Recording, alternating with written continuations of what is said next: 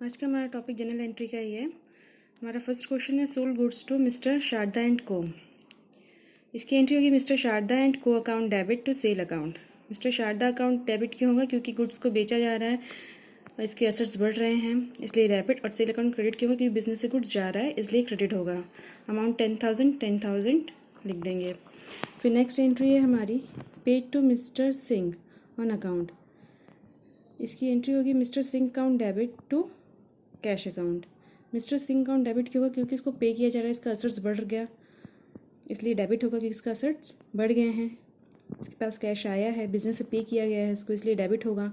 और cash account credit क्यों होगा? क्योंकि बिजनेस से कैश जा रहा है इसलिए क्रेडिट होगा। नेक्स्ट एंट्री है हमारी received cheque from mister Sharda in full settlement of amount. ये जो एंट्री है, ट्रांजैक्शन है, ये ऊपर वाली का ही है। Sold goods to mister Sharda. Mister Sharda को 10,000 का गुड्स बेचा था, उसी की ये सेकेंड एंट्री है कि मिस्टर शारदा ने चेक के थ्रू पेमेंट कर दिया है। फुल सेटलमेंट का मतलब है कि ये लास्ट एंट्री है मिस्टर शारदा की कंपनी बुक में। इसके बाद कोई भी ट्रांजैक्शन मिस्टर शारदा से रिलेटेड नहीं होगी कंपनी के बुक में।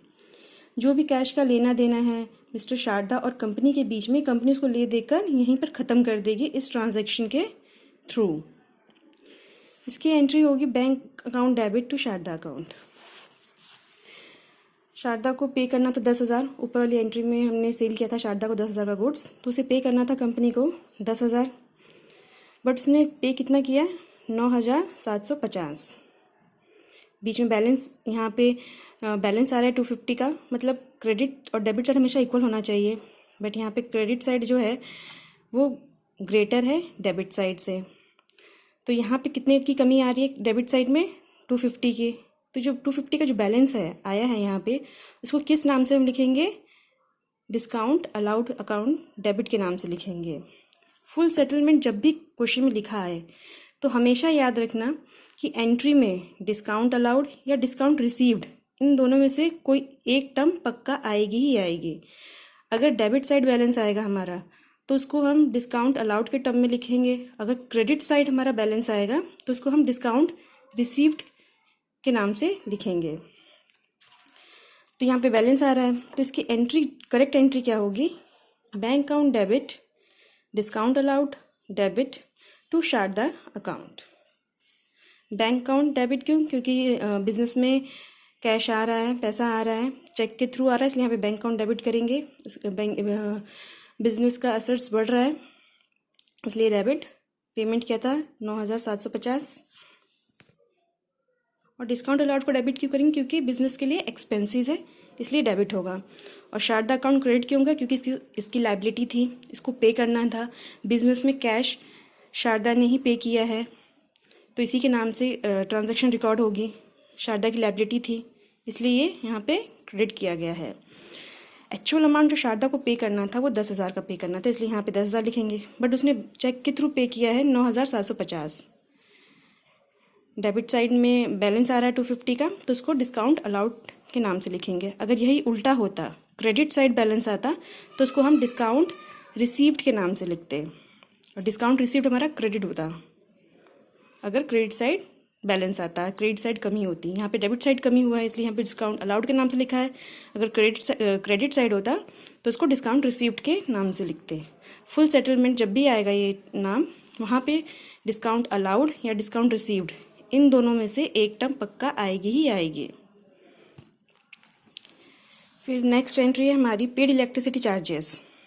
ये बिजनेस के लिए एक्सपेंसेस है तो इसको इलेक्ट्रिसिटी चार्जेस को डेबिट करेंगे, और बिजनेस से कैश जा रहा है इसलिए कैश क्रेडिट होगा। तो इसकी एंट्री होगी electricity charges account debit to cash account, और नीचे एक नोट लिखेंगे being electricity charges paid.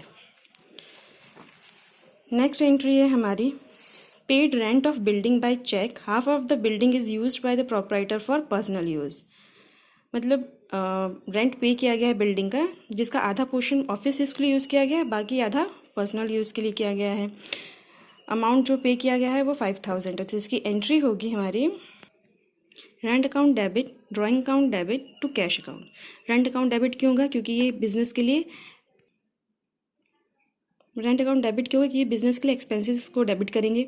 Drawing debit क्यों होगा, ये पीछे मैंने पिछले वाले क्वेश्चन में बताया है, इसलिए इसको यहाँ पे हम डेबिट करेंगे ड्राइंग अकाउंट को। और कैश अकाउंट क्रेडिट क्यों करेंगे, क्योंकि बिजनेस से कैश जा रहा है इसलिए इसको क्रेडिट करेंगे। अमाउंट टोटल हमारी 5000 थी, इसलिए यहाँ पे हम 5000 लिखेंगे। और हाफ पर्सनल यूज़ के लिए यूज़ हुआ है बिल्डिंग और हाफ बिजनेस यूज़ के लिए, तो अमाउंट को हाफ हाफ कर देंगे। तो 2500 यहाँ आएगा और 2500 यहाँ पे आ जाएगा। फिर नेक्स्ट एंट्री है हमारी purchase goods 20,000 from Vishal at 20% trade discount against cash. Good purchase किया गया 20,000 का विशाल से 20% डिस्काउंट पे। तो इसकी एंट्री होगी purchase account debit to cash account. Goods की जो वैल्यू थी 20,000 थी, 20% डिस्काउंट दिया तो यानी वो गुड्स पड़ा कितने का, 80% का। तो इसकी वैल्यू निकाल लेंगे तो 16,000 आ जाएगी। परचेज अकाउंट डेबिट क्यों, क्योंकि बिजनेस में गुड्स आ रहा है, बिजनेस का सोर्स बढ़ गया इसलिए वो डेबिट। कैश अकाउंट क्रेडिट क्यों होगा, क्योंकि बिजनेस से कैश जा रहा है इसलिए कैश अकाउंट माना क्रेडिट होगा। अब कुछ लोग सोचेंगे कि यहाँ पे डिस्काउंट लिखा हुआ है तो यहाँ पे डिस्काउंट की एंट्री क्यों नहीं की गई है। यहाँ पे डिस्काउंट की एंट्री हम नहीं करेंगे। डिस्काउंट की एंट्री तभी होती है जब क्वेश्चन में या तो लिखा हो फुल सेटलमेंट या फाइनल सेटलमेंट, तब हम डिस्काउंट की एंट्री लिखते हैं।